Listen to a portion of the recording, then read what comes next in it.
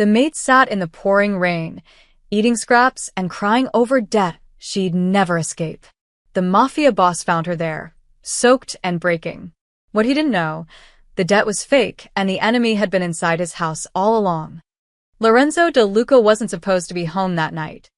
The meeting with the Castellano family had dragged on for 6 hours, 3 hours of polite conversation over expensive whiskey, 3 hours of veiled threats and carefully chosen words.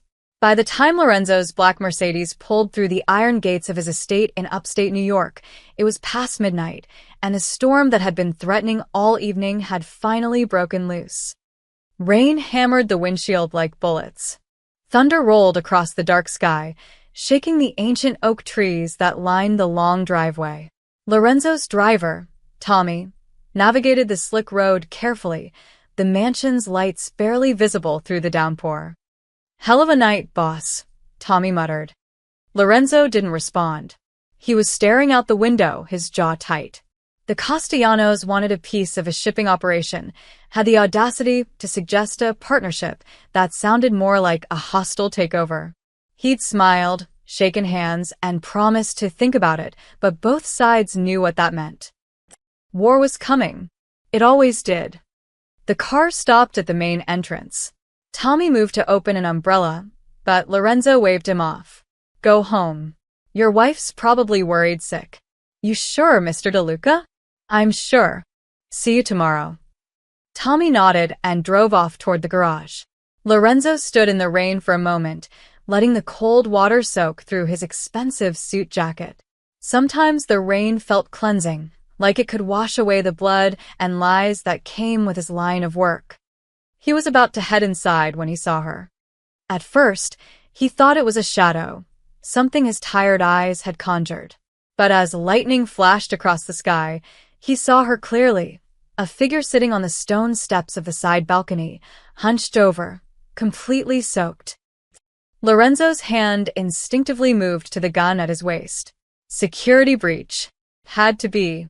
Nobody sat outside in a storm like this unless they were watching, waiting, planning something.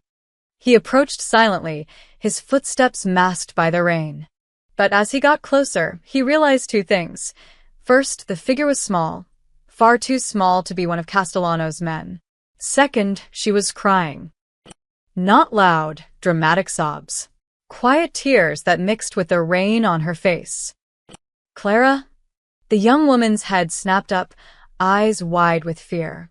She scrambled to her feet, nearly dropping the piece of bread she'd been holding. "Mr. De Luca, I'm sorry, I wasn't." Clara Moretti. She'd been working at the mansion for 8 months. Quiet girl, maybe 23 or 24. Always kept her head down, did her work without complaint. Lorenzo knew her name because he made it his business to know everyone in his house, but he'd never really looked at her before. Now he did. Her uniform was drenched, clinging to her thin frame. Her dark hair stuck to her face in wet strands. She was shivering violently, her lips tinged blue. And in her hand was a crust of bread, the kind the kitchen usually threw out for the birds. "What are you doing out here?" Lorenzo's voice was harder than he intended. "I was just..." Clara's voice cracked. She wiped at her eyes quickly, as if she could hide the tears. "I was taking a break. I'm sorry. I'll go back inside." She moved to pass him, but Lorenzo stepped into her path. Up close, he could see how exhausted she looked. Dark circles under her eyes. Cheeks hollow.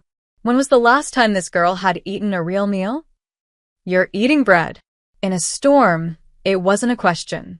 Clara's eyes dropped to the ground. "I'm not very hungry anyway." Lightning flashed again, and Lorenzo noticed something else, a tray of food sitting just inside the balcony door. Untouched.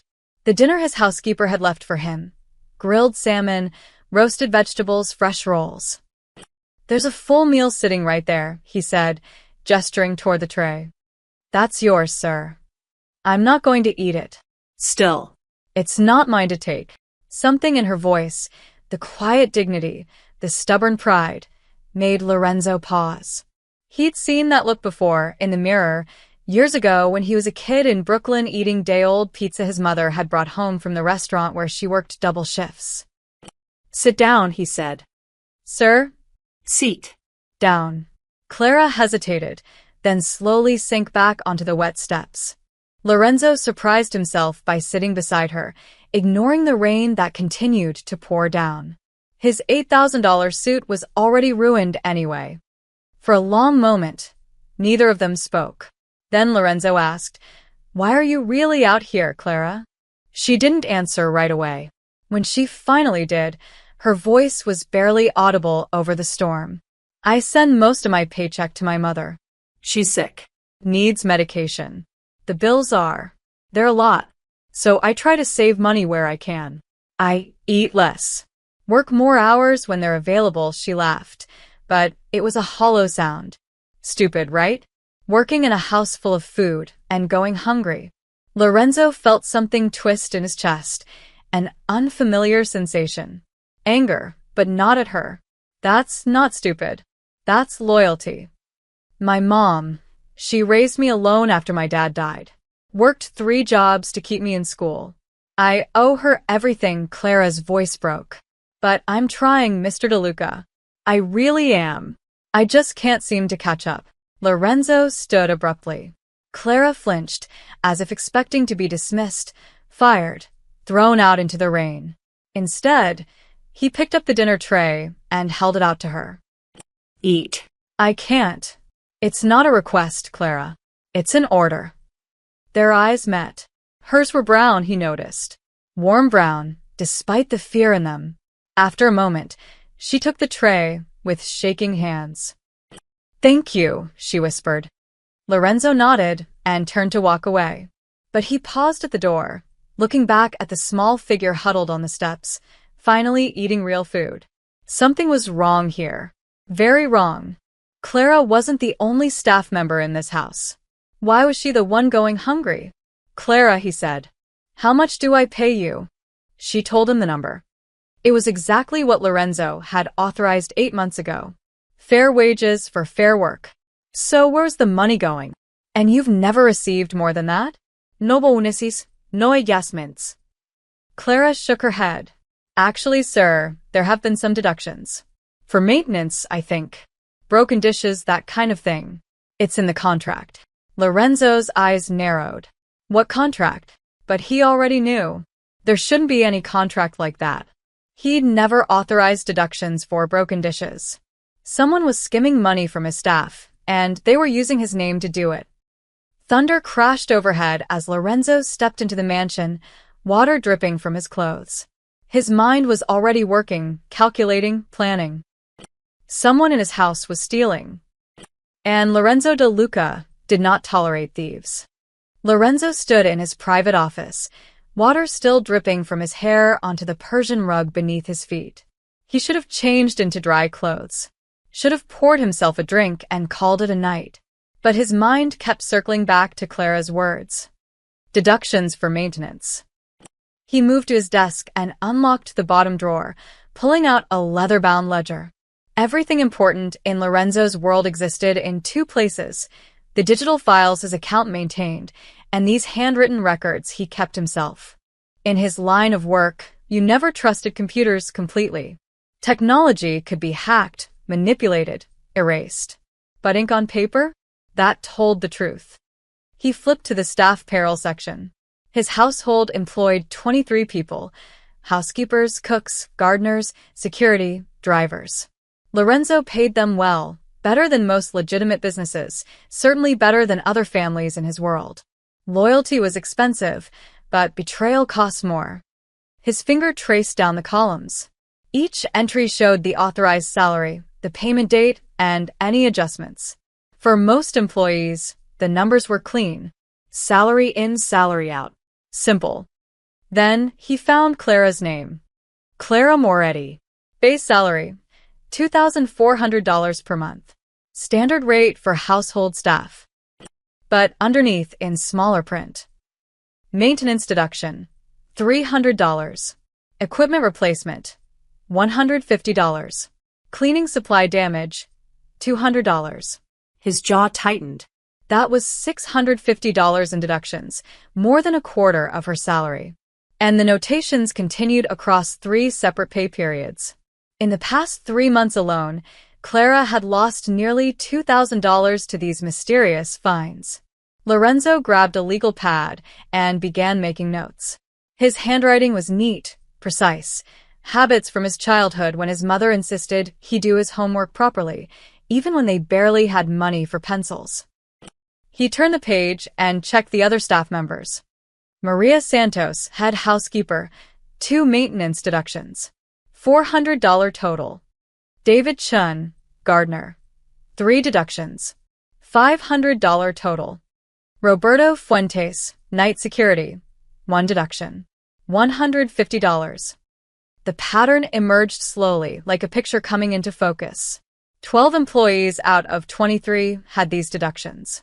Always labeled maintenance, or damages, or equipment loss, always in amounts between $100 and $300. Small enough not to trigger immediate suspicion. Large enough to add up. Lorenzo did the math. Over the past 6 months, approximately $8,000 had been deducted from his staff's wages. He leaned back in his chair, steepling his fingers. The interesting part wasn't the theft. Money got stolen every day in his world. The interesting part was the method. This wasn't someone grabbing cash from a safe or skimming off the top of a drug deal. This was surgical, calculated. Someone who understood that the best way to steal wasn't to take a lot from one person, but to take a little from many people.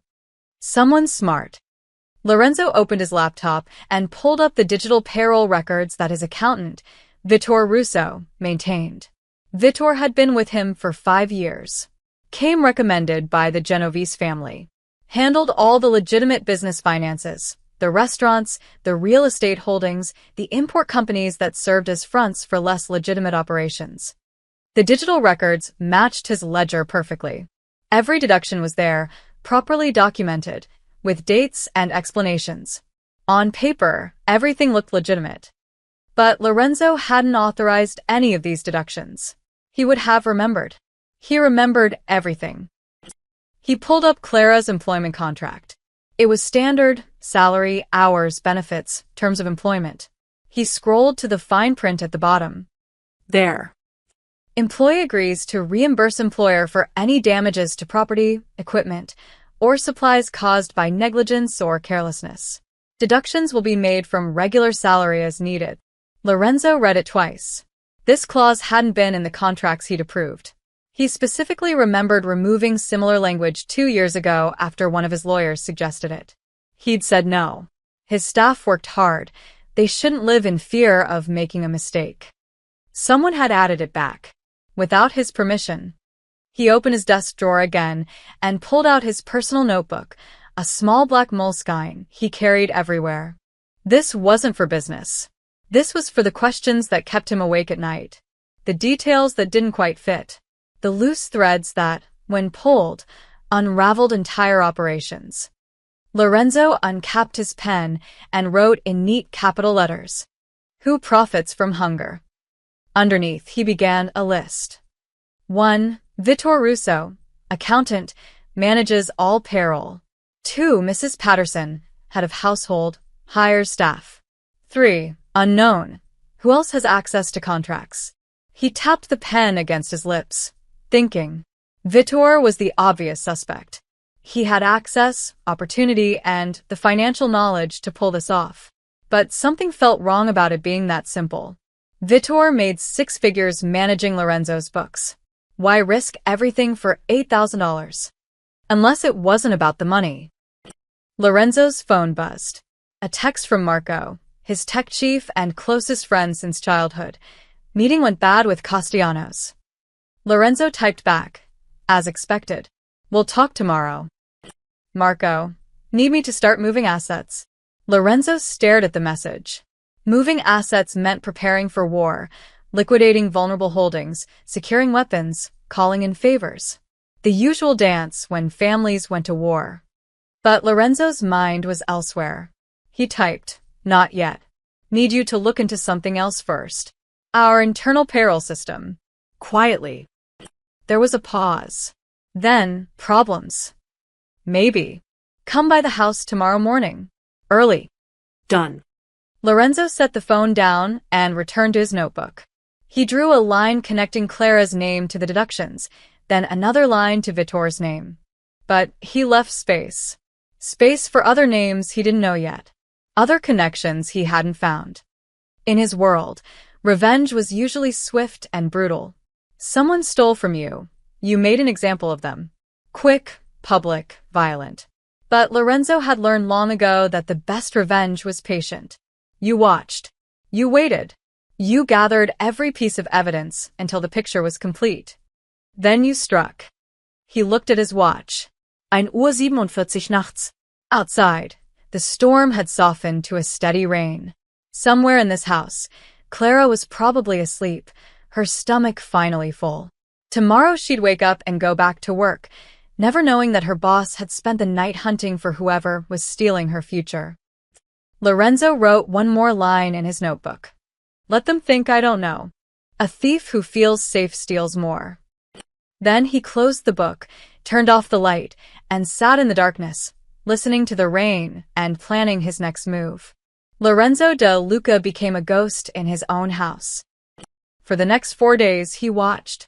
Not overtly. He'd built an empire on the ability to observe without being observed. He adjusted his routine, took breakfast in the smaller dining room instead of his office, walked the halls at odd hours. To his staff, it probably seemed like nothing. Just the boss being unpredictable. But Lorenzo was hunting. Clara arrived every morning at 6:30, a full hour before her shift officially started. Lorenzo watched from the second-floor window as she walked up the long driveway, her thin jacket inadequate against the early November cold.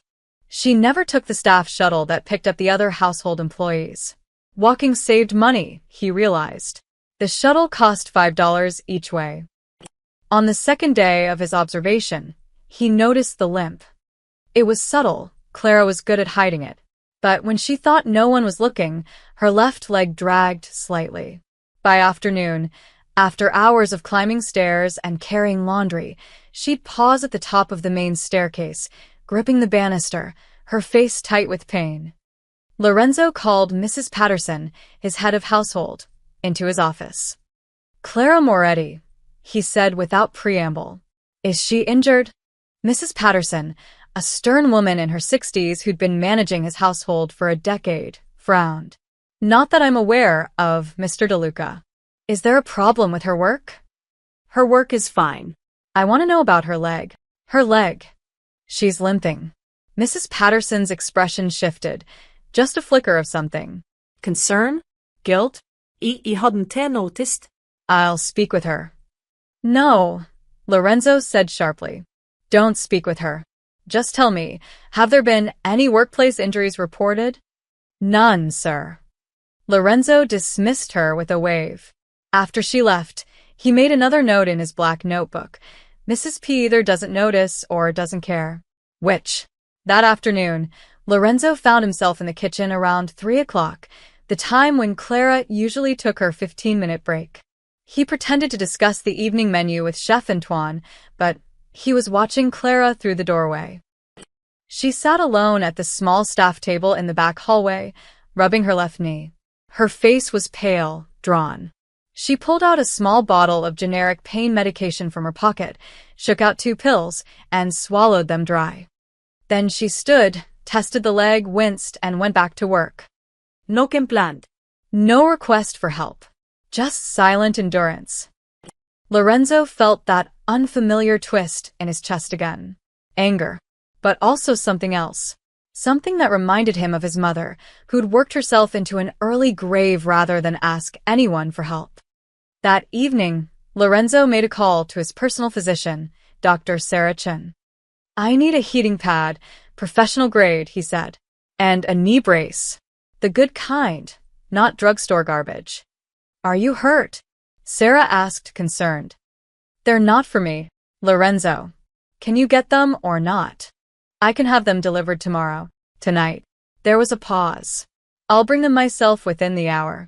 When the items arrived, Lorenzo waited until the house grew quiet. Most of the staff had gone home.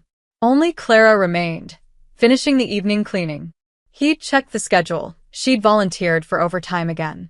Of course she had. Lorenzo placed the heating pad and knee brace on the small table in the staff break room, along with a bottle of prescription-strength pain medication. He left no note. No explanation.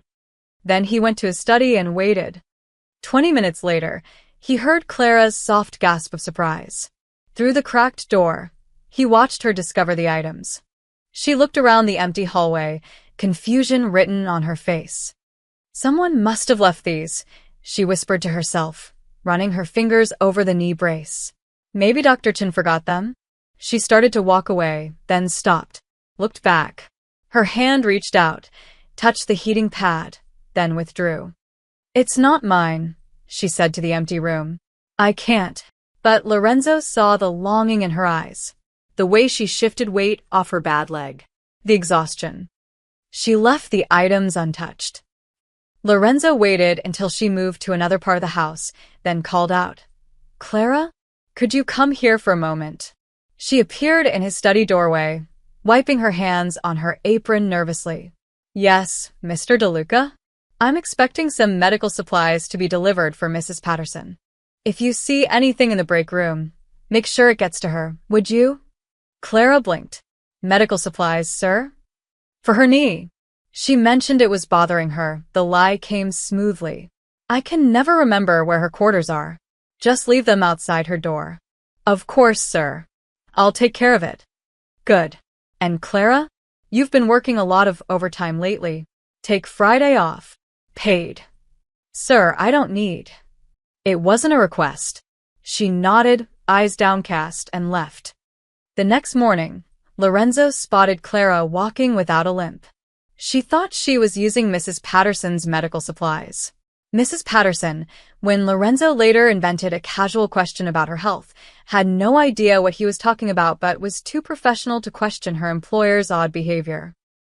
On Wednesday, Lorenzo noticed Clara eating the same crust of bread for lunch. He arranged for a staff appreciation lunch from Antoine. Individual meals left at each employee's station. Clara found hers with a note in Mrs. Patterson's forged handwriting, for excellent work this week. She smiled, actually smiled, and ate every bite. Thursday brought rain again. Lorenzo had a fresh umbrella delivered to the staff room, hung it on Clara's designated hook. This time, when she found it, she looked around with wonder. Someone's umbrella, she murmured, examining the price tag he'd deliberately left on. They must have dropped it. I'll turn it into lost and found tonight. But when the rain started and she had to walk home, she used it. Lorenzo watched from his window as she made her way down the driveway, protected from the storm for once. He told himself this was just practical. A sick employee was an inefficient employee. Making sure Clara was healthy was just good business. But late that night, sitting in his study with a glass of whiskey, Lorenzo admitted the truth to himself. Somewhere between finding her crying in the rain and watching her smile over a simple meal, Clara Moretti had stopped being just another employee. She'd become someone he wanted to protect. And that was dangerous for both of them. Marco Santoro arrived at 6 a.m. sharp, carrying 2 coffees and a laptop bag. He'd been Lorenzo's friend since they were 12 years old, running numbers for neighborhood bookies in Brooklyn. Now Marco ran a legitimate cybersecurity firm that served as cover for less legitimate digital operations. You look like hell, Marco said, handing Lorenzo a coffee. Didn't sleep much. Lorenzo led him to the study and locked the door behind them. I need you to look at something. Our payroll system. Marco's eyebrows rose. Someone skimming? Maybe. But I need to know for sure before I make accusations. Lorenzo pulled out his ledger and showed Marco the deductions. These shouldn't exist. I never authorized them. Marco studied the numbers, his expression growing darker. How long has this been going on? At least 6 months. Could be longer. And Vitor handles all the payroll processing. Every cent that goes in or out of this house passes through him first. Marco set down his coffee and opened his laptop. Give me access to your network. For the next 3 hours, Lorenzo watched his friend work. Marco's fingers flew across the keyboard, lines of code scrolling down the screen faster than Lorenzo could read. Occasionally Marco would mutter something in Italian, usually a curse word. Okay, Marco finally said, leaning back in his chair. Your payroll system routes through 3 different accounts before money reaches your staff. Standard practice for legitimate businesses. Helps with tax documentation, record keeping, all that boring stuff. And there's a 4th account in the chain that shouldn't be there. Marco turned the laptop so Lorenzo could see. Look here. Every time there's a maintenance deduction, the money doesn't go back into your operating account like it should. It routes to this. He pointed to a string of numbers on the screen. Account number 847-29446-003. Registered to a company called Alpine Facility Services. Lorenzo frowned. Never heard of it. That's because it doesn't exist. Well, it exists on paper, registered in Delaware, which is a red flag right there. Delaware is where you set up a shell company when you don't want people asking questions. Marco pulled up another window. Alpine Facility Services. Registered 3 years ago. Lists its business as facility management and maintenance consultation. No website. No employees. No physical address except a P.O. box. A ghost. Exactly. But here's where it gets interesting. Marco's fingers danced across the keyboard again. I trace the bank account. Every month, Alpine receives deposits from 23 different sources. Want to guess what they are? Lorenzo's jaw tightened. Families like mine. Ding, ding, ding. The Castellanos, the Russos, the Genovese outfit, even some of the Chicago crews. All of them have similar maintenance deduction programs running through their household payroll. The amounts are small, few hundred here, few thousand there. Spread across dozens of employees in each organization. Lorenzo stood and walked to the window, processing. How much total? Conservatively, Alpine's pulling in about $40,000 a month. $500,000 a year. The number hung in the air.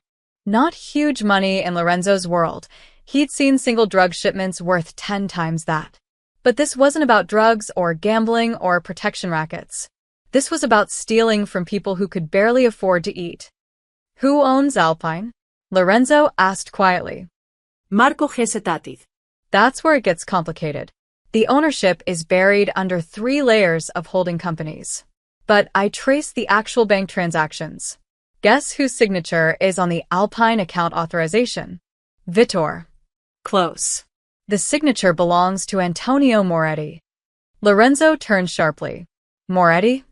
Yeah. Any relation to your maid Clara Moretti? Lorenzo felt ice in his veins. Her father died years ago. That's what she told me. Marco pulled up a death certificate on screen. Antonio Moretti. Died 8 years ago. Heart attack, he paused. But his signature is on documents dated 6 months ago. Someone's using a dead man's identity. Vittor, Lorenzo said with certainty now. He needed a name that wouldn't trace back to him. Found a dead man with the right last name and borrowed it. Probably. But here's the really sick part. Marco opened another file. I dug into Clara's background. Her father didn't die of a heart attack. He was murdered, shot outside a restaurant in Queens. Know who owned that restaurant? Lorenzo already knew. The Castellanos. Bingo.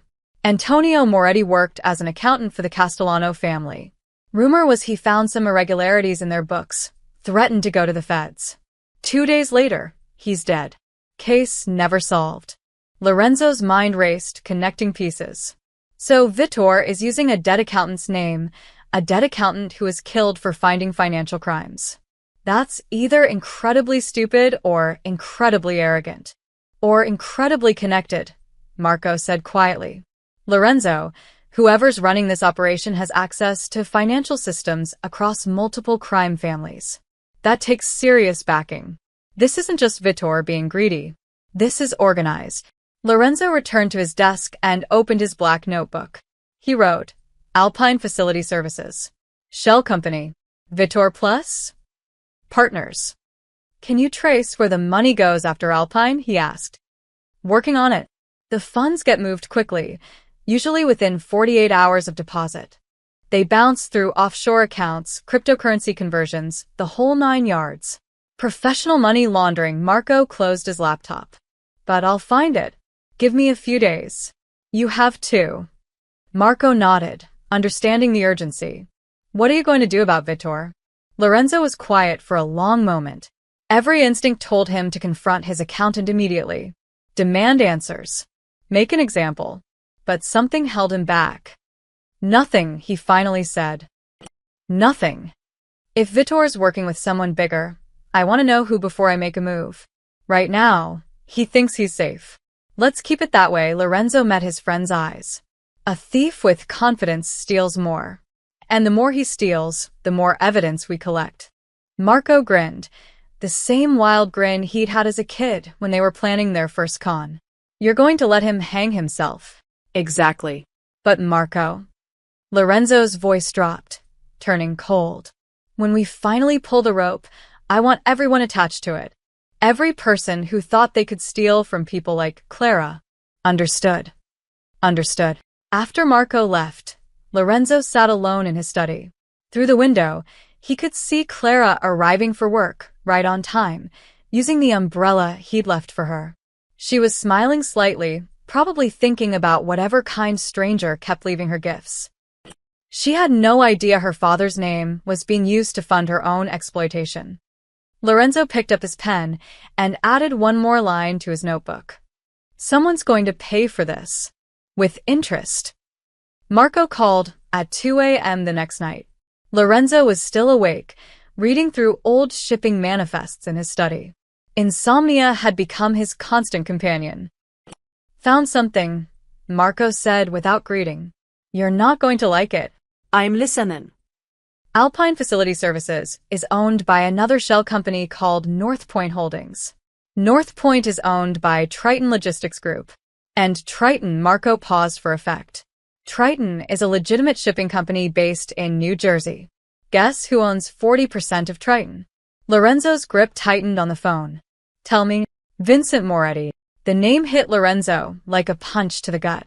Vincent Moretti. Head of the Moretti Syndicate, one of the most ruthless families operating between New York and Philadelphia. They'd been circling Lorenzo's territory for 2 years, testing boundaries, probing for weaknesses. You're sure? Lorenzo asked, though he knew Marco never called unless he was certain. Positive. I pulled the corporate filings. Vincent owns it through his nephew, Danny Moretti, who runs the day-to-day operations. Triton Logistics is their main legitimate front. They use it to move everything from furniture to firearms. Lorenzo stood and walked to his wall map, studying the network of territories and operations. Red pins marked his holdings. Blue pins marked the Morettis. Over the past 6 months, 3 of his red pins had disappeared. Operations that had mysteriously fallen apart, warehouses that burned down, shipments that got intercepted. How long has Triton owned Alpine? Lorenzo asked. 3 years. Right around the time you expanded into the Port Newark operations. The same port where Triton has their main shipping hub.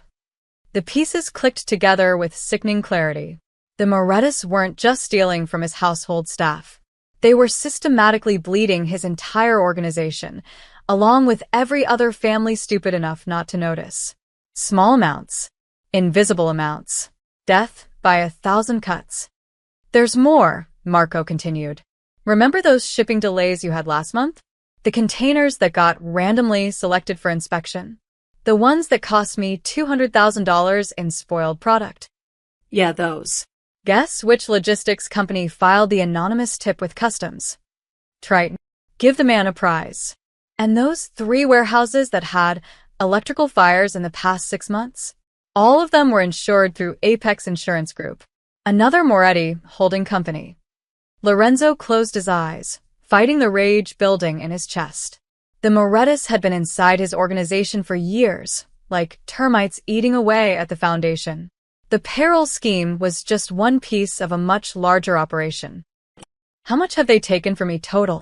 Lorenzo asked quietly, the dangerous kind of quiet. Marco was silent for a moment. If I count the payroll theft, the sabotaged shipments, the insurance fraud, the stolen contracts. Conservatively, $3 million over 2 years. $3 million. And Lorenzo had been so focused on external threats, the Castellanos, the Russian crews pushing into his territory, that he'd missed the enemy already inside his walls. They're smart, Marco added.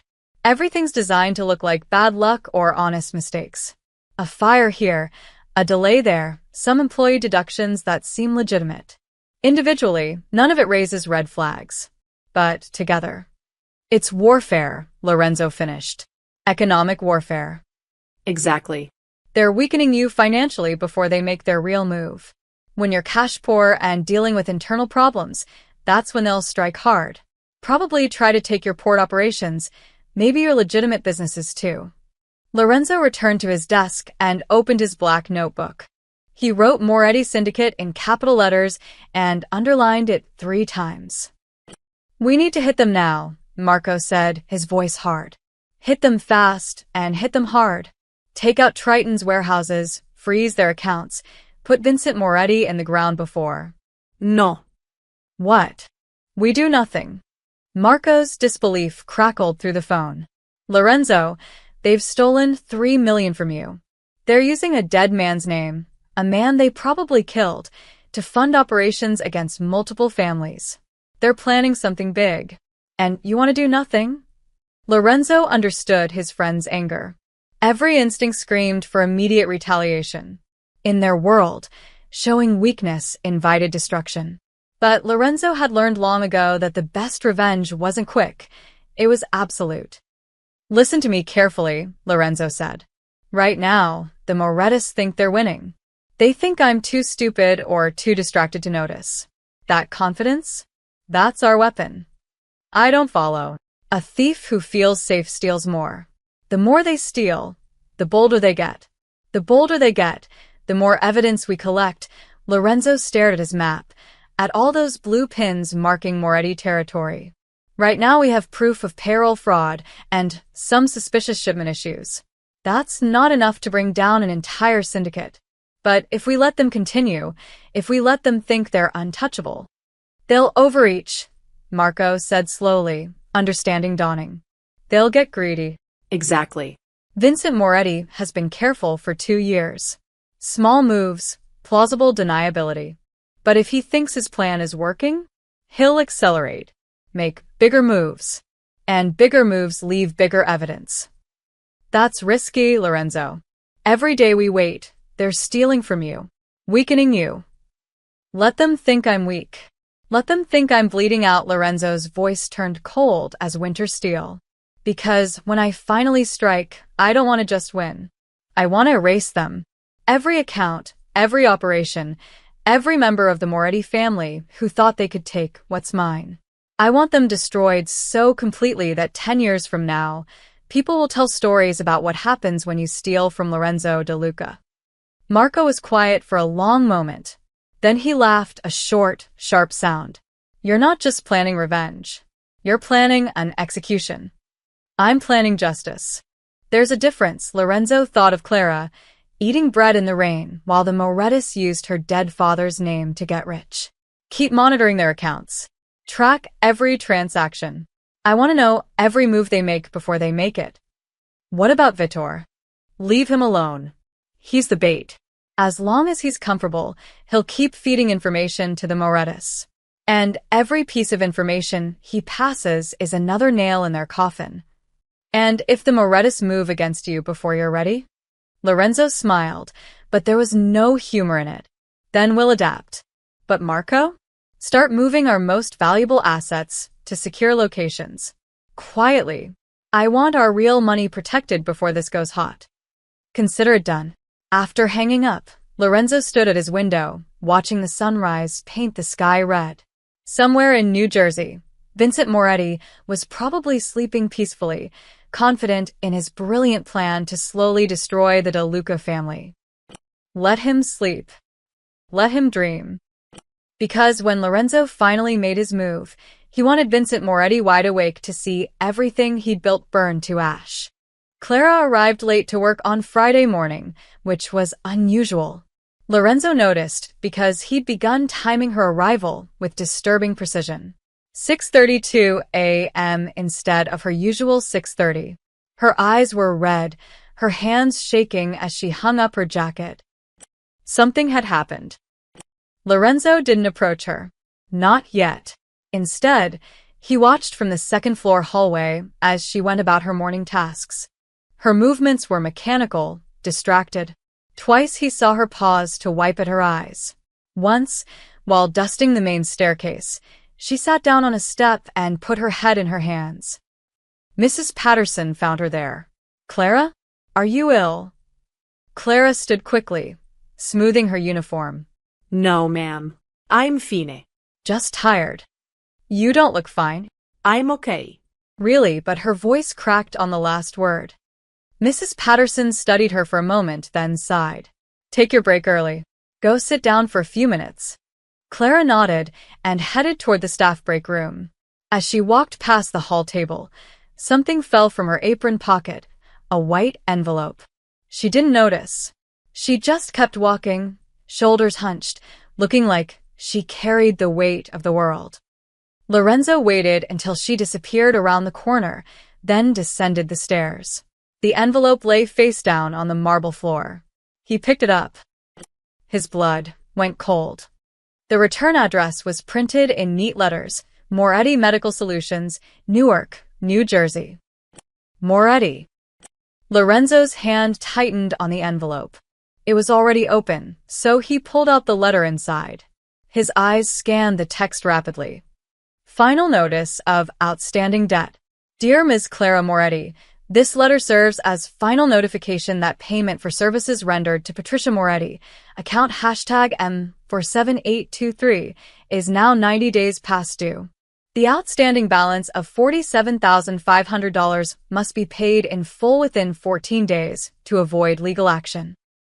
Services included: emergency cardiac care, $18,000, extended hospital stay, $22,500, medication and treatment, $7,000. Failure to remit payment will result in referral to collections agency, legal action including wage garnishment, reporting to credit bureaus. We understand medical debt can be overwhelming. However, your mother signed a payment agreement accepting full financial responsibility.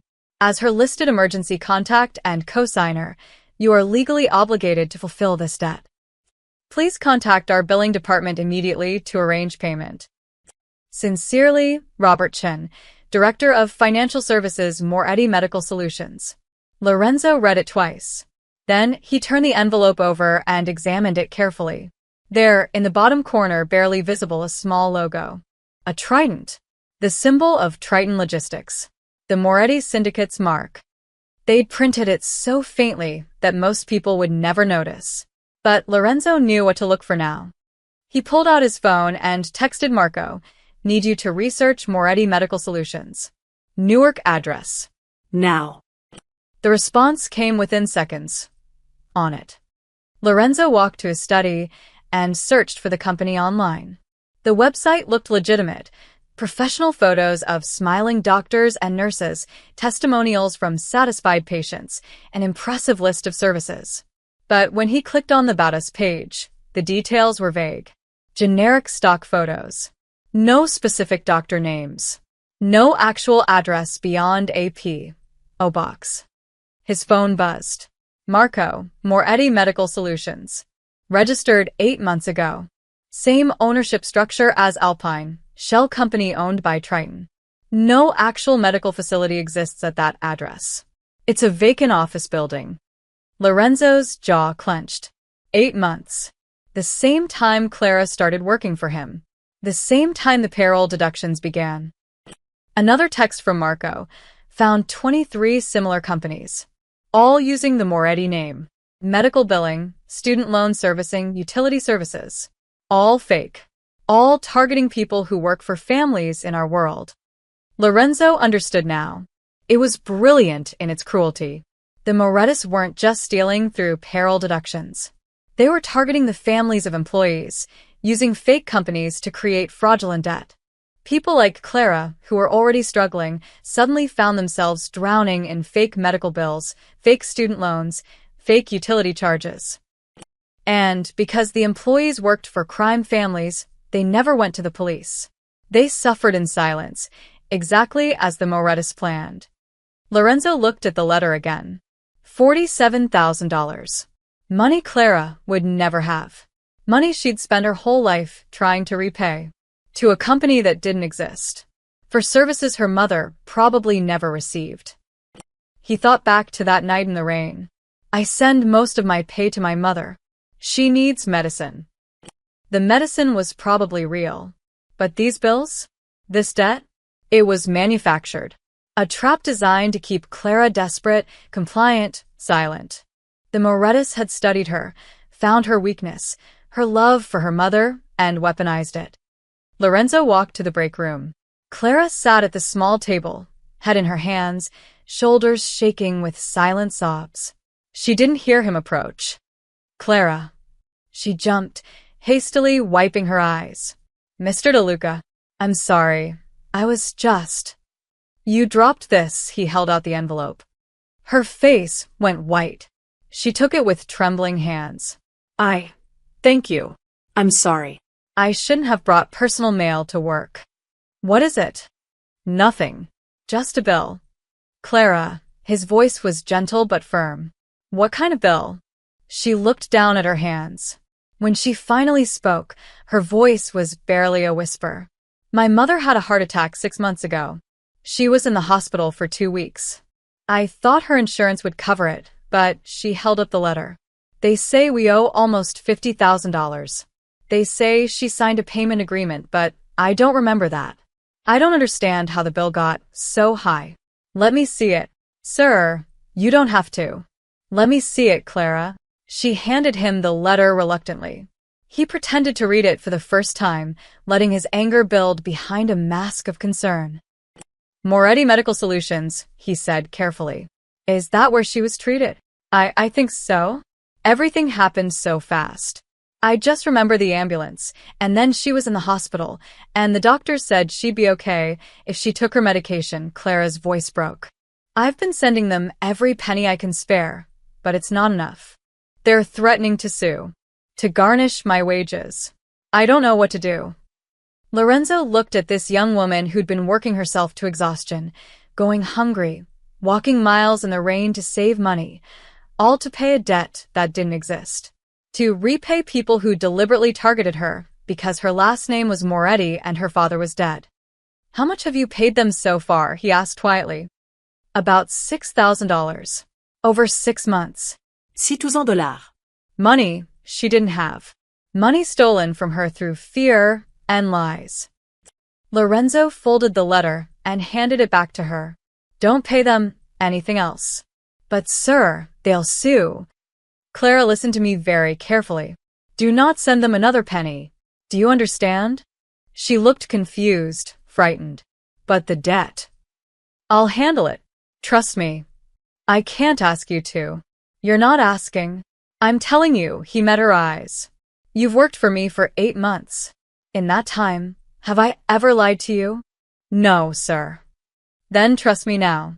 Don't contact them. Don't pay them. And if they contact you again, bring the letter directly to me. Can you do that? Clara nodded slowly, tears streaming down her face. Why are you helping me? Lorenzo thought about all the possible answers. Because it was good business. Because he needed loyal employees. Because it was the right thing to do. But the truth was simpler and more complicated than any of those. Because someone should have helped you a long time ago, he said quietly. Now go home. Take the rest of the day off. Paid. After she left, Lorenzo returned to study and added a new line to his notebook. They're not just stealing money. They're stealing hope. That ends now. Lorenzo scheduled the meeting for Tuesday morning at 10 a.m. He made it sound routine, a quarterly review of household expenses, nothing more. Vitor Russo confirmed his attendance, without hesitation. That confidence told Lorenzo everything he needed to know. A guilty man would be nervous. An innocent man would be curious. But a man who thought he was untouchable? That man showed up relaxed, ready to dazzle his boss with spreadsheets and savings. Lorenzo prepared his study carefully. He positioned 2 chairs facing his desk, one for Vitor, one that would remain empty until the right moment. On his desk, he placed 3 items, his leather ledger, a file folder, and Clara's debt collection letter, face down. Then he waited. Vitor arrived exactly on time, carrying a leather briefcase and wearing an expensive suit. At 38, he was handsome in a slick way. Perfect hair, perfect teeth, the kind of man who smiled too much. He'd worked for Lorenzo for 5 years without a single complaint or error. The perfect employee. The perfect mask. Mr. De Luca, Vitor said warmly, extending his hand. Good to see you. Lorenzo shook it, noting the firm grip, the confident eye contact. Vitor, thank you for coming. Please sit. Vitor settled into the chair, opening his briefcase. I brought the quarterly reports you requested. I think you'll be pleased with the numbers. We've really streamlined operations this year. Have we? Lorenzo leaned back in his chair, steepling his fingers. Absolutely. I've implemented several cost-saving measures across the board. More efficient vendor contracts, better inventory management, strategic reduction in waste. Vitor pulled out a bound report and slid it across the desk. Our household operating costs are down 11% from last year. Lorenzo didn't touch the report. Impressive. I pride myself on fiscal responsibility, sir. Every dollar saved is a dollar that can be reinvested in your core operations. Vitor's smile widened. In fact, I've been meaning to discuss expanding my role. Perhaps overseeing some of your business holdings beyond just household accounts. I believe I could. Tell me about the maintenance deductions, Lorenzo interrupted.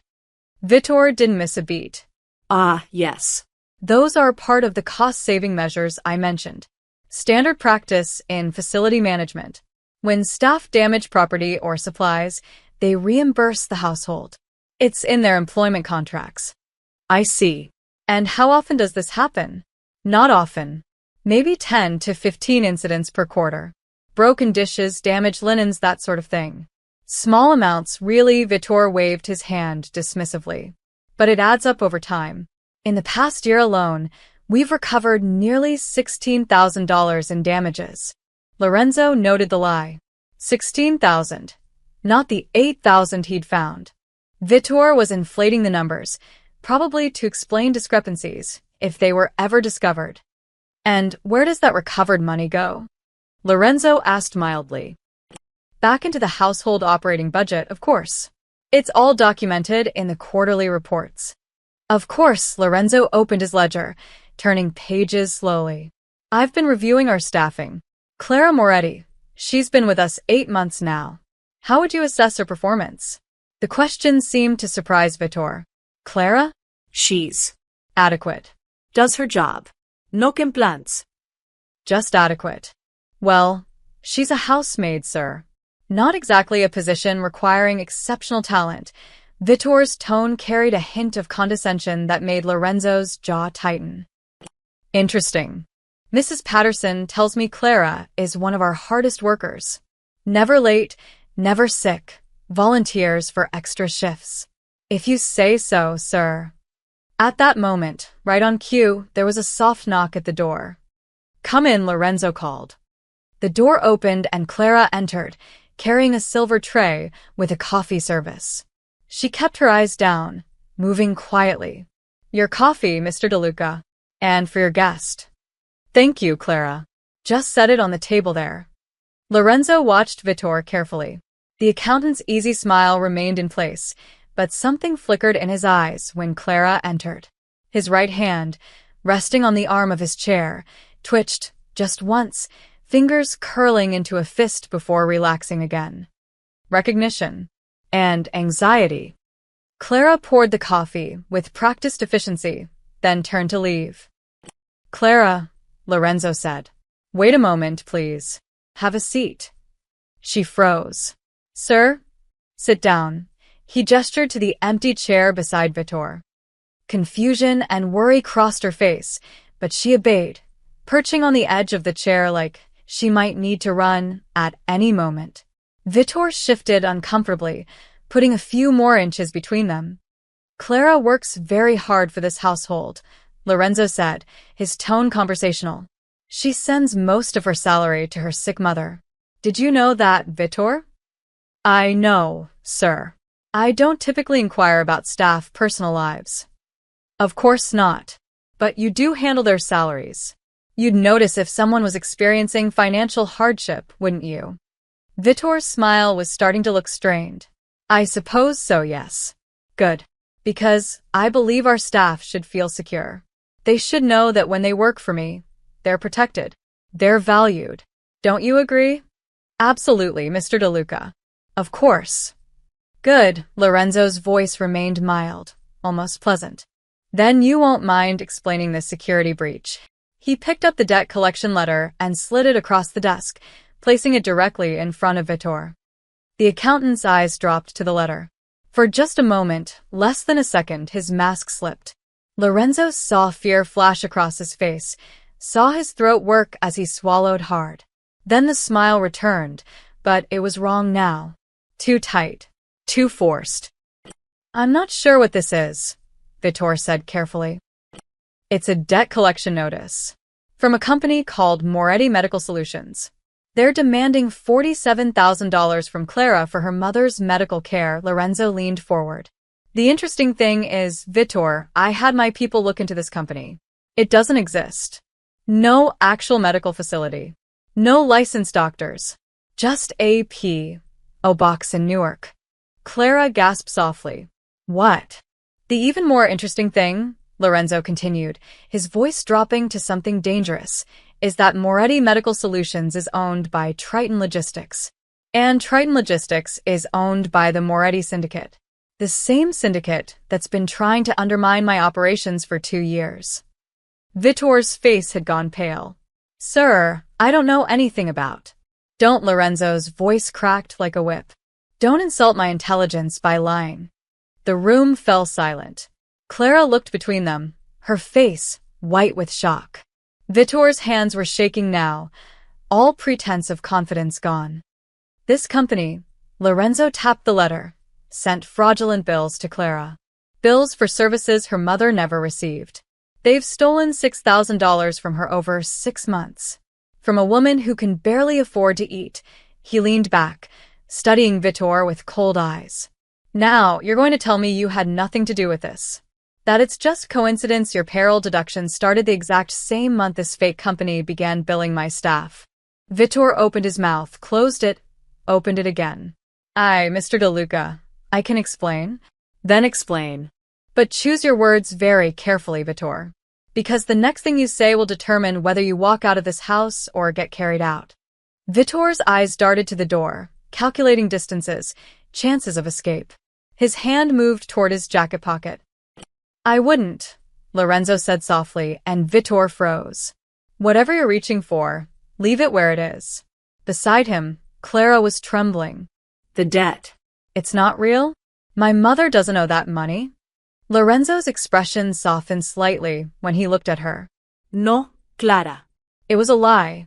A con. They targeted you specifically, he turned back to Vitor. Didn't they? Vitor's breathing had gone rapid and shallow. Sweat beaded on his forehead. You don't understand. I didn't have a choice. They came to me. They said if I didn't cooperate they'd. He stopped abruptly, realizing he'd just confessed. Lorenzo smiled. It wasn't a kind smile. Keep talking, Vitor. Tell me everything. And maybe, just maybe, you'll live to see tomorrow. Vitor's confession came in fragments, desperate and disjointed. It was 2 years ago. Danny Moretti approached me at a restaurant. Said they knew about some indiscretions. Money I'd moved for another client. Things that weren't exactly legal. His voice shook. He said I could work with them or go to prison. What choice did I have? You had the choice to come to me, Lorenzo said coldly. And say what? That I'd been skimming from the Genovese family before I worked for you? That I'd stolen from previous employers? Vitor laughed bitterly. You would have killed me. I still might. Vitor flinched. They started small. Just wanted access to your payroll system. Said they'd insert some deductions. Nothing major. I figured it was better than prison or a bullet. Then they expanded. Wanted names and addresses of your staff. Contact information for their families. They said they were building a database for business opportunities. Business opportunities, Lorenzo repeated, his voice dripping with contempt. They were building a targeting list. Finding the most vulnerable people in my organization and bleeding them dry. I didn't know they'd go that far. I swear, Mr. DeLuca. I thought it was just the payroll thing. When I found out about the fake medical bills, the fraudulent loans, he looked at Clara, genuine regret in his eyes. I'm sorry. I really am. But I was trapped. Clara stood abruptly, her chair scraping against the floor. You stole from me. You stole from my mother. She cried when those bills came. She thought she was going to die and leave me drowning in debt. Her voice broke. I skipped meals so I could send you people money. I walked miles in the rain to save bus fare. And you're sorry? Clara, Get out, she said, her voice stronger now. Get out before I forget that Mr. DeLuca needs you alive. Lorenzo almost smiled. Almost. Sit down, Clara. We're not done. She sat, but her hands were clenched into fists, knuckles white. Lorenzo turned back to Vitor. How many people know about this operation? Names. I only dealt with Danny Moretti. He's Vincent's nephew, runs the day-to-day operations for Triton. I'd send him the staff information, and he'd handle the rest. I swear I don't know anyone else. How did you communicate? Encrypted messages mostly.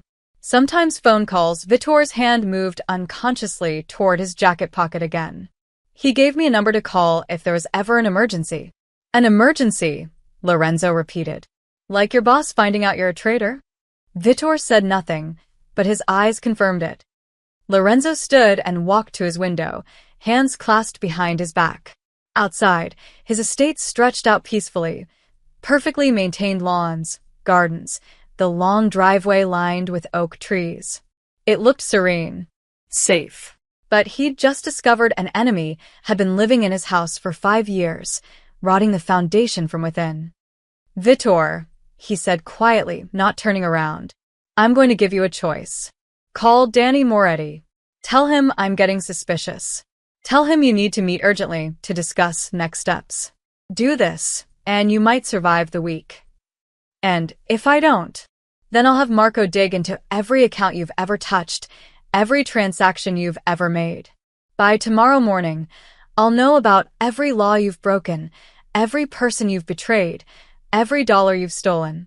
And then I'll gift wrap that evidence and send it to the FBI and every crime family you've ever wronged. Lorenzo finally turned, his face expressionless.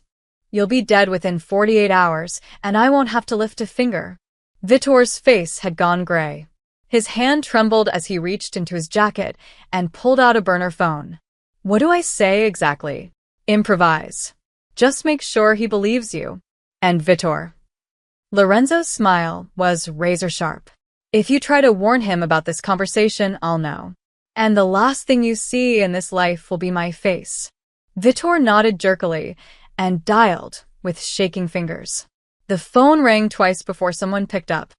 It's me, Vitor said, his voice strained. We have a problem. DeLuca's asking questions about the payroll deductions. He's looking at the numbers too closely. A pause. Lorenzo couldn't hear the other end of the conversation, but he watched Vitor's face carefully. I don't know. He's suspicious. Called me in for a meeting, started asking about maintenance fees, wanted to see documentation. Vitor's eyes flicked to Lorenzo. I covered, but I think he's going to dig deeper. We need to meet. Tonight. Figure out how to shut this down before. Another pause. Longer this time. No, I can handle him. I just need to know what the plan is. Do we pull out? Erase the records. Vitor's voice rose slightly. Danny, I've been loyal for 2 years. I've given you everything you asked for. Now I need you to tell me what to do. Whatever Danny said next made Vitor relax slightly. Okay. Yeah. The usual place at midnight. I'll bring everything I have. Just. Be ready to move fast if this goes south. He ended the call and looked at Lorenzo. He wants to meet at a warehouse in Newark. Pier 17. Midnight. Good, Lorenzo picked up his desk phone and pressed a button. You can come in now. The study door opened and Marco entered, holding a laptop. He'd been in the next room the entire time, listening through the thin wall. Got it, Marco said, not looking at Vitor. The call pinged off a cell tower in Jersey City. I'm tracing the device now. Should have a location in about 2 hours. Vitor's face went from gray to white. You were listening. Did you really think I'd let you make a call without insurance? Lorenzo asked. Marco, what else? Marco's fingers flew across his keyboard. Already sent the signal. Our partners in the Cayman Islands are freezing Alpine's accounts as we speak. North Point and Triton's offshore holdings should be locked down within the hour. He looked up, grinning. By tomorrow morning, the Morettis will wake up to find about $12 million inaccessible. $12 million. Lorenzo raised an eyebrow. They've been busier than we thought. Turns out they've been running this scam on at least 40 different organizations. Crime families, legitimate businesses, anyone they could infiltrate. Marco's expression darkened. They were building an empire on stolen pennies. Vitor stood suddenly. You used me. This was all a setup. Yes, Lorenzo said simply. Did you really think I discovered everything yesterday? I've known for a week, Vitor. I've been watching you, building evidence, waiting for the right moment, he gestured to Marco. Every call you've made, every email you've sent, every transaction you've processed, we have it all. You were dead the moment you accepted that first payment from Danny Moretti. You just didn't know it yet. So, what happens now? Vitor asked, his voice hollow. Now? You go pack a bag. Take only what you need. Be out of this house within the hour. Lorenzo's voice was ice. After that, I suggest you run. Very far, very fast. Because when Danny Moretti realizes his accounts are frozen and his operation is compromised, he's going to know someone talked. And he's going to come looking. You're setting me up to be killed. No. I'm giving you a chance to disappear, which is more than you gave Clara or any of the other people you helped rob. Lorenzo moved closer, his voice dropping. But if I ever hear your name again, if you ever surface anywhere near my territory, I won't need to kill you. I'll just let the Morettis know exactly where you are. Vitor stared at him for a long moment, then turned and nearly ran from the room. Marco watched him go. Think he'll actually run? He'll try. Whether he makes it is another question. Lorenzo returned to his desk. How long until the Morettis realize what's happened? Their automated systems should start flagging frozen accounts around 6 a.m. By dawn, they'll know they've been hit. Lorenzo checked his watch. 11 Uhr morgens. That gave him 19 hours. Good. That's plenty of time. Time for what? Lorenzo smiled, a real smile this time, full of cold anticipation. To prepare the next phase. The Morettis think freezing their accounts is my revenge. They're wrong. That's just the opening move. Clara, who'd been silent through the whole exchange, finally spoke. Mr. DeLuca? The debt. It's really gone. He looked at her, and his expression softened. It never existed, Clara. None of it was real. You don't owe anyone anything. She started crying, quiet tears of relief this time. Thank you. Thank you so much. Don't thank me yet, Lorenzo said. Thank me when this is over. The call came at 6:47 a.m. Lorenzo was already awake, sitting in his study with a cup of black coffee, watching the sun rise over his estate. He'd barely slept. When his encrypted phone buzzed, he knew exactly what it meant. They know, Marco said without greeting. How bad? 12.3 million frozen across 14 accounts. Their offshore partners are panicking. Vincent Moretti's been on the phone for the past hour screaming at bankers who can't tell him why his money suddenly became inaccessible. Marco's voice held dark satisfaction. It gets better. 3 of their legitimate business investors just pulled out. When money disappears like this, people assume FBI involvement. Nobody wants to be near that. Lorenzo allowed himself a small smile. And the other thing. Already in motion. The health inspector should be arriving at their Newark warehouse in about 20 minutes. Perfect. Lorenzo ended the call and turned to his computer. On the screen were live traffic camera feeds, not official ones, but the kind Marco could access through less than legal channels. One camera had a clear view of Pier 17, where Triton Logistics operated their main shipping hub. At 7:15 a.m., a convoy of official vehicles pulled up to the warehouse gates. Health and Safety Department, Department of Labor, Office of Weights and Measures, even a fire marshal's truck. Lorenzo had made 5 phone calls the previous afternoon. Not threats, not bribes, just information shared between concerned citizens and city officials. Information about potential safety violations at a shipping facility. Anonymous tips about possible labor law infractions. Concerns about improper handling of hazardous materials.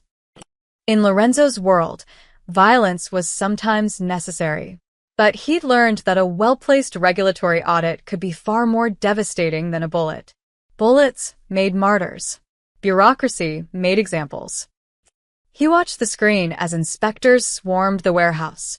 Workers were stopped mid-task. Forklifts went still. Shipping containers sat unopened as officials with clipboards examined every inch of the operation. His phone rang again. This time it was an unknown number. Lorenzo answered. De Luca. The voice was tight with barely controlled rage. This is Vincent Moretti. Vincent. It's been a while.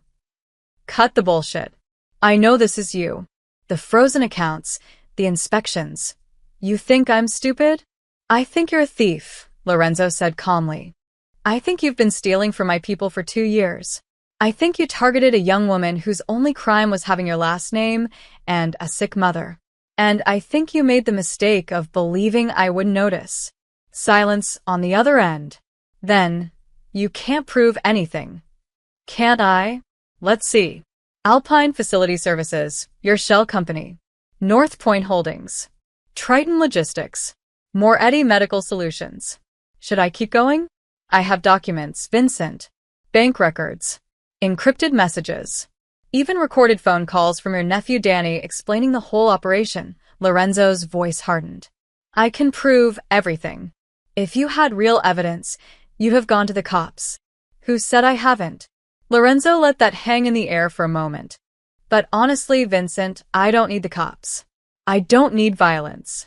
I don't need to spill a single drop of blood. All I need to do is let the city of Newark know that Triton Logistics has some serious compliance issues. You bastard. Those inspections will shut us down for weeks. We have contracts, shipments, obligations. You should have thought of that before you stole from me. This isn't over, De Luca. You freeze my money. I'll burn your operations to the ground. Try it, Lorenzo said softly. Please try it. Because I've been very careful so far, Vincent. Very measured. But if you escalate, if you come at me directly, He paused. I'll stop being polite. And you'll discover exactly what happens when you push a De Luca too far. He hung up before Vincent could respond. By noon, the damage reports were rolling in. Marco sat across from Lorenzo in the study, reading from his laptop. Newark warehouse, shut down pending safety inspection. They found significant violations in electrical systems, fire suppression, and hazardous material storage. Estimated downtime, 2 to 3 weeks. How convenient, Lorenzo murmured. Elizabeth facility, Labor Department found payroll irregularities. Seems Triton was paying workers off the books, violating minimum wage laws. They're facing fines and a full audit. Terrible luck. Jersey City Distribution Center, Weights and Measures found 3 shipping containers with misreported contents. Customs is now flagging every Triton shipment for secondary inspection. Marco looked up, grinning. That's the really beautiful part. Every delay costs them money. Every inspection means missed deliveries. Every missed delivery means breach of contract. They're hemorrhaging cash with every hour that passes. Lorenzo stood and walked to his wall map. He picked up several blue pins, the ones marking Moretti territory, and studied them thoughtfully.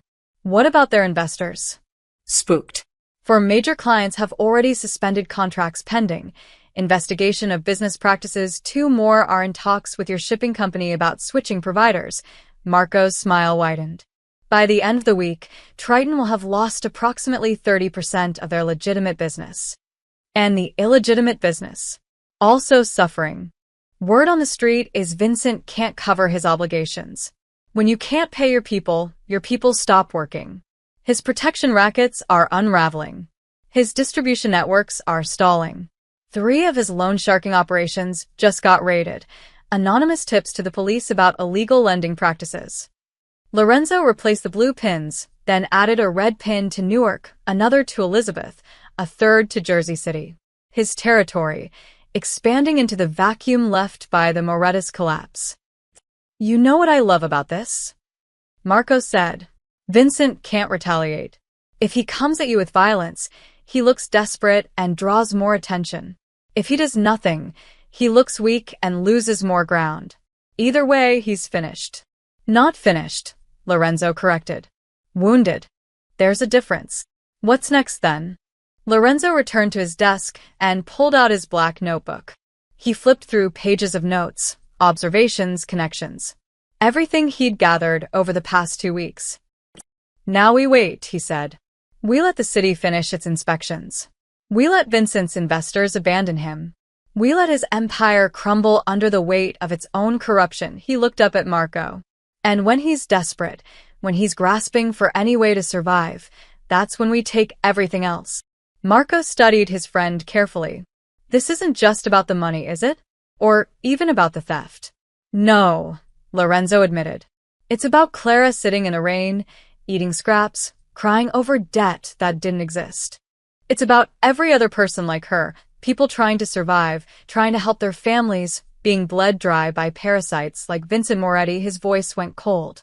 It's about sending a message that some people are under my protection. And anyone who touches them answers to me. His phone buzzed with a text from an unknown number. You just started a war you can't win. Lorenzo showed it to Marco, who laughed. Vincent. Probably Danny. Vincent's too proud to make threats by text. Lorenzo deleted the message. Let them threaten. Let them rage. Let them watch their world collapse around them. He walked to the window and looked out at his estate. Somewhere in this house, Clara was working, finally free from the weight of false debt, finally able to breathe. That alone made everything worth it. You know what they say about storms, Marco? What's that? Lorenzo smiled, a genuine smile this time, touched with something almost peaceful. Sometimes storms clean more than dust. Sometimes they wash away rot and leave room for something better to grow. Outside, the sky was clear and blue. Perfect weather. But in Newark, Vincent Moretti's empire was drowning in a storm of Lorenzo's making.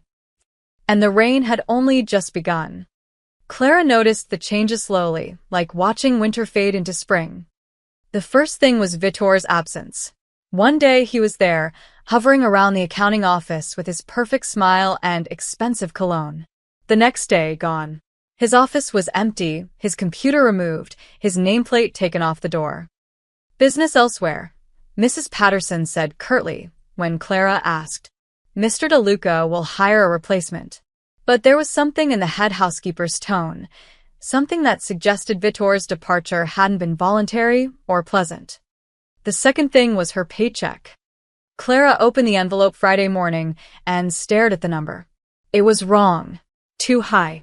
She counted twice, then 3 times, certain there'd been a mistake. No deductions. Not a single one. And her base salary had increased by $600. She went straight to Mrs. Patterson's office. There's an error in my pay. Mrs. Patterson looked up from her computer, reading glasses perched on her nose. No error. Mr. DeLuca reviewed all staff compensation. Yours was adjusted. Adjusted? You've been here 8 months, Clara. You work more hours than anyone else, you never complain, and you do excellent work. Mr. DeLuca believes in rewarding loyalty. She returned her attention to the screen, signaling the conversation was over. Consider it a well-earned raise. Clara walked away in a daze. The extra money meant she could actually save something. Maybe even afford to visit her mother, who was living with Clara's aunt in Pennsylvania now, recovering well. Which brought her to the third strange thing. 2 weeks ago, a home health aide had shown up at her mother's door. Professional, certified, with references and a kind smile. She came 3 times a week to check vitals, manage medications, help with physical therapy. When Clara called her mother, frantic with worry about the cost, her mother had been equally confused. The agency said it was covered by some charity program.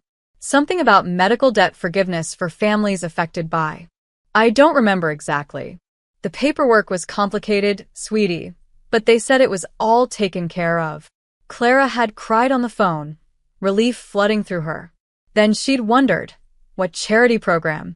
How did they find her mother? Why were they helping? She hadn't found answers. But she'd found other things.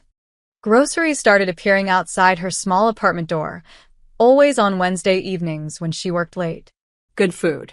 Fresh vegetables, quality meat, bread from the Italian bakery she'd mentioned once, months ago, in passing to another maid. Nothing extravagant, but enough to ensure she wasn't eating scraps anymore. No note. No explanation. Just a bag of groceries every week.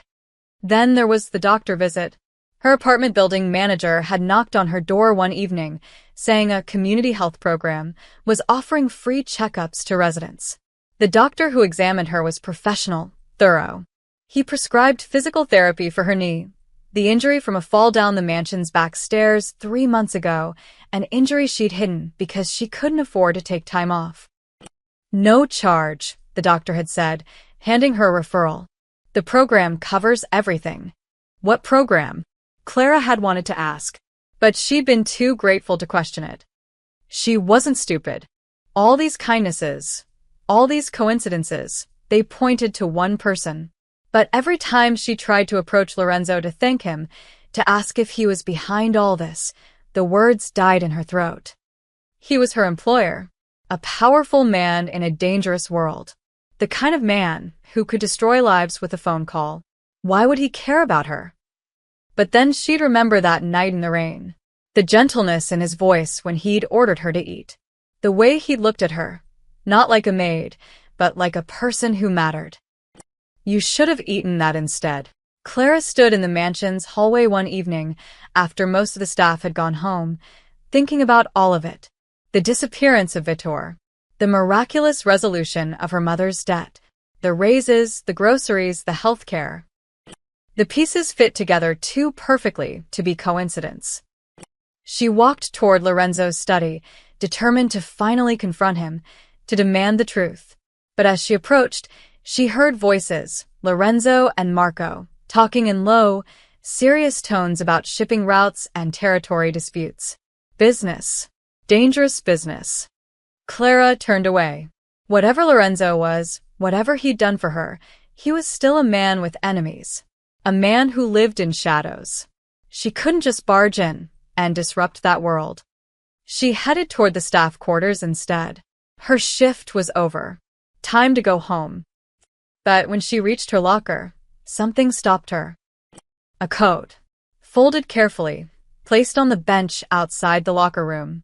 Not just any coat, Lorenzo's coat. The expensive black wool one he'd been wearing that night in the rain. The one he'd draped over her shoulders when she'd been shivering, though she'd been too overwhelmed to remember until now.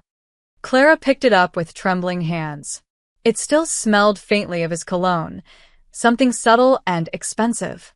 She ran her fingers over the soft fabric, remembering the weight of it on her shoulders, the unexpected kindness of the gesture.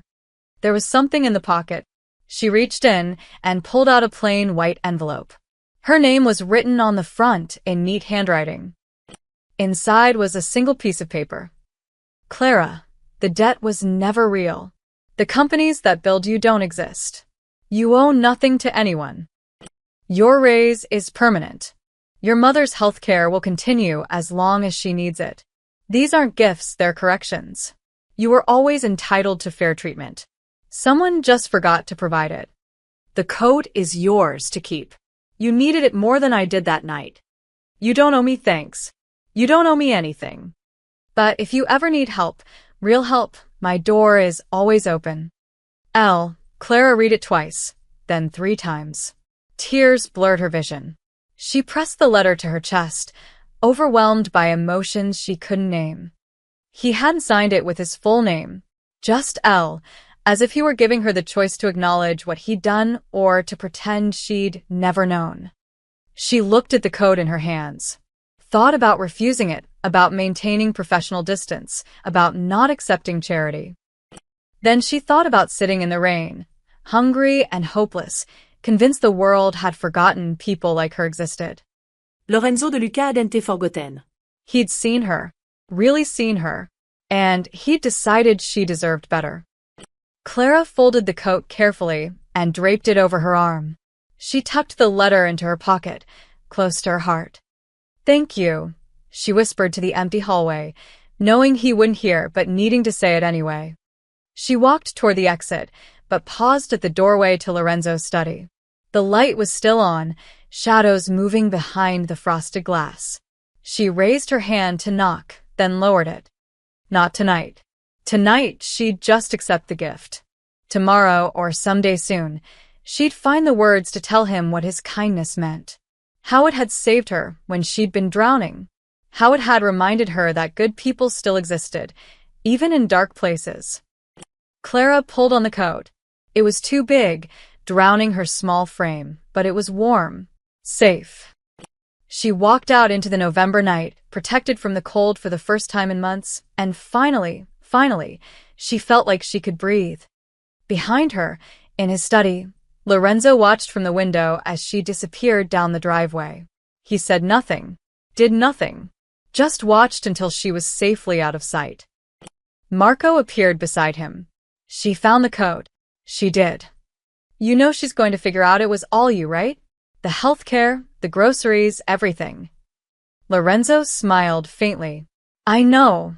And that doesn't worry you?" "Why would it?" Marco studied his friend carefully. "Because in our world, caring about someone makes them a target." Lorenzo's smile faded. He'd thought about that. Spent sleepless nights weighing the risks. But when he'd seen Clara walk away wearing his coat, finally free from the weight of false debt and manufactured suffering, he'd known the truth. Some things were worth the risk. "Then I'll make sure she stays protected," Lorenzo said quietly. "No one touches her. Ever." The invitation appeared on the staff bulletin board Monday morning, typed on Lorenzo's personal letterhead. Staff Appreciation Dinner. Friday, 7 p.m. Main dining room. Attendance mandatory. Formal attire. The household erupted in whispers. In the 8 years Mrs. Patterson had managed the De Luca estate, there had never been a formal staff dinner. Mr. De Luca wasn't that kind of employer. He paid well, treated people fairly, but he maintained distance. You did your job, got your paycheck, went home. That was the arrangement. So why now? "Probably announcing layoffs," muttered David Chen, the gardener, over lunch. "Rich people don't throw dinners unless they're about to drop bad news." "Or he's selling the estate," Maria Santos suggested nervously. "Moving somewhere else." Clara said nothing. She'd been quiet all week, ever since finding the coat and the letter. She tried 3 times to thank Lorenzo, but each time she'd approached his study, her courage had failed. How did you thank someone for saving your life without making it awkward? Without crossing invisible lines between employer and employee? Friday arrived with unusual tension.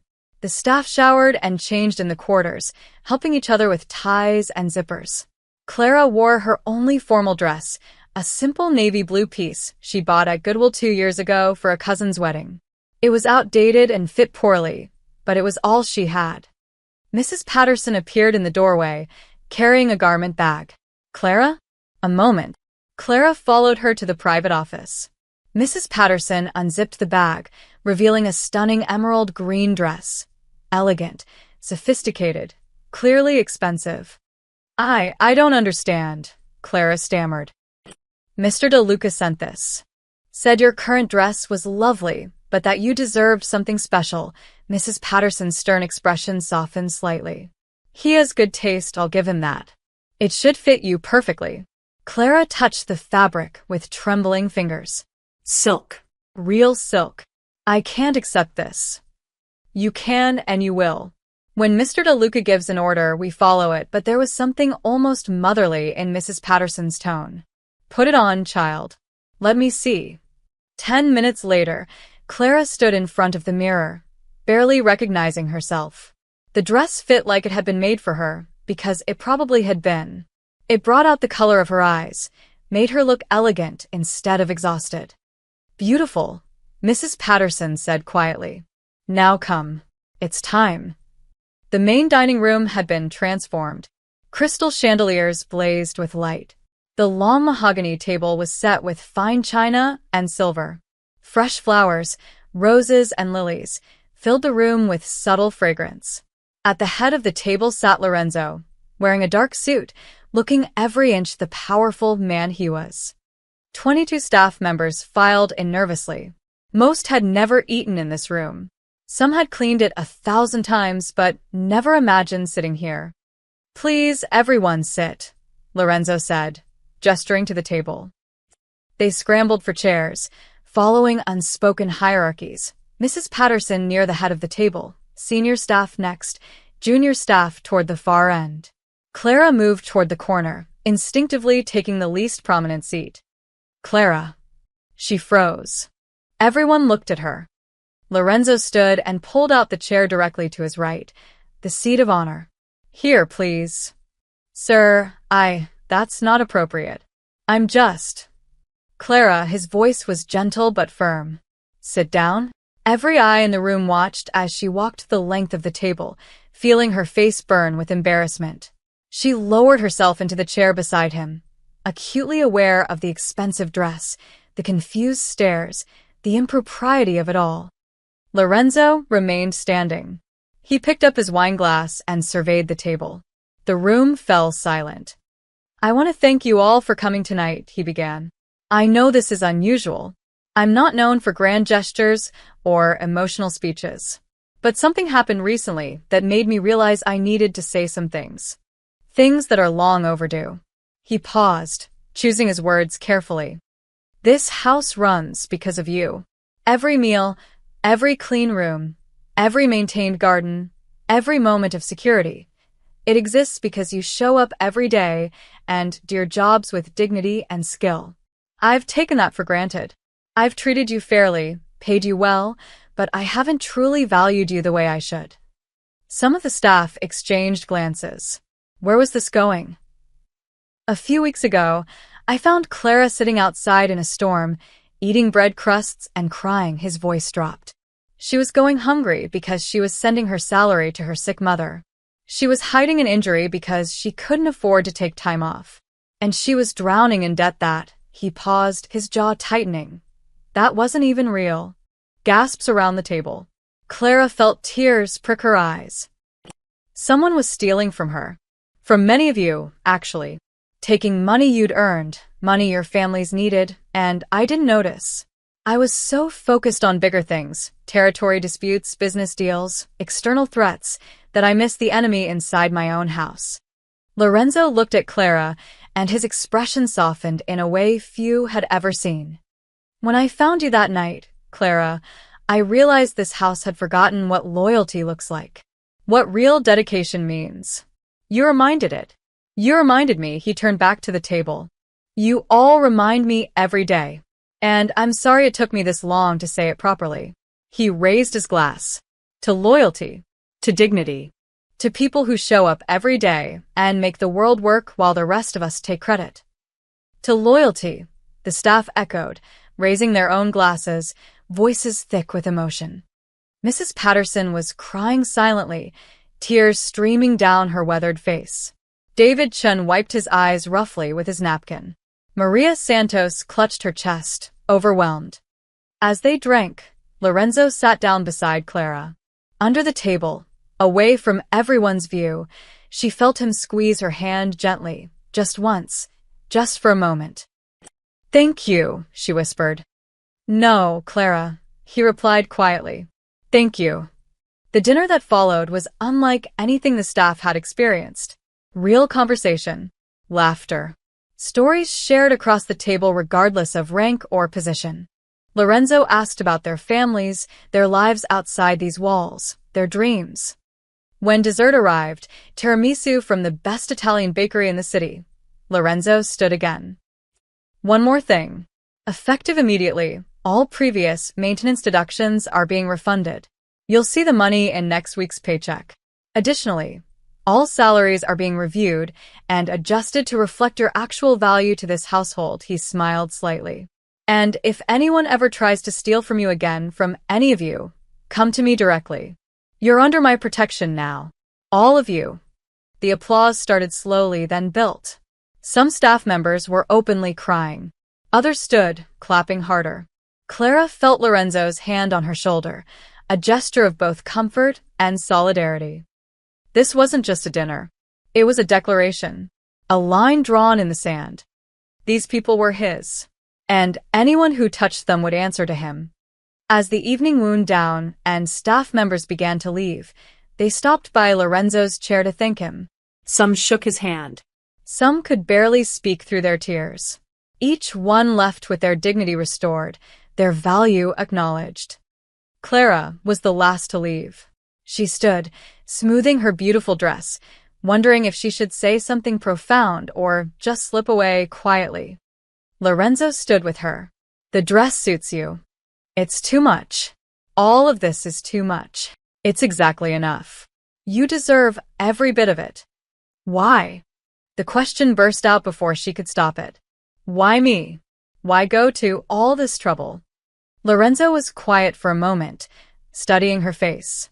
When he spoke, his voice was softer than she'd ever heard it. Because someone needed to, and because he paused, something vulnerable flickering in his eyes. Because when I saw you in the rain, I saw my mother, working herself to death for people who never noticed, never cared. I couldn't help her, but I could help you. Clara's throat tightened. Your mother? She died when I was 17. Heart attack at 43, probably from exhaustion. His expression hardened briefly. She deserved better. You deserve better. Everyone at this table tonight deserves better. Without thinking, Clara reached out and took his hand. A bold gesture. An inappropriate gesture. But in that moment it felt right. She would be proud of you, Clara said. The man you've become. The way you protect people. Lorenzo smiled, genuinely smiled. I hope so. They stood there for a moment, hands clasped, the distance between employer and employee disappearing into something else. Something neither of them could quite name. Word count, 1,000 words. Ready for section 12, the final section. The house grew quiet as the last of the staff departed. Their voices faded down the driveway, still animated with excitement and gratitude. Clara stood in the empty dining room, surrounded by the remnants of the evening, empty wine glasses catching the chandelier light, crumpled napkins, the lingering scent of flowers and good food. She should leave too. Go home. Sleep off this surreal evening. But her feet carried her elsewhere. The stone balcony where Lorenzo had found her that stormy night looked different now. Someone, probably Lorenzo himself, had strung small lanterns along the railing. They glowed warm and golden against the November darkness, casting dancing shadows on the stone steps. A blanket was draped over the bench. The space that had been cold and miserable was now inviting, almost magical. Clara sat on the steps where she'd sat before, but this time she wasn't shivering, wasn't crying, wasn't eating scraps and wondering how she'd survive another month. She pulled Lorenzo's coat, her coat now, tighter around her shoulders, and stared up at the stars. I thought you might come here. She turned. Lorenzo stood in the doorway, jacket off, tie loosened, looking more relaxed than she'd ever seen him. Not the intimidating boss. Not the dangerous man who commanded empires. Just a man. I hope that's okay, Clara said. I wasn't ready to leave yet. This is your place too. More than most people's, I think. He gestured to the steps. May I? She nodded, and he sat beside her, in almost the exact spot where he'd sat that night in the rain. The night everything changed. For a long moment, they sat in comfortable silence, watching the lantern light flicker. Then Clara spoke, her voice soft. I don't know how to thank you properly. For everything. The dress, the dinner, my mother's health care, the debt, she laughed shakily. There aren't words big enough. Lorenzo shook his head. You don't need to thank me, Clara. Especially not for your mother. But you paid for everything. The home health aid, the medications, the physical therapy. I paid what the world owed you, he interrupted gently. You fed her for years with your work.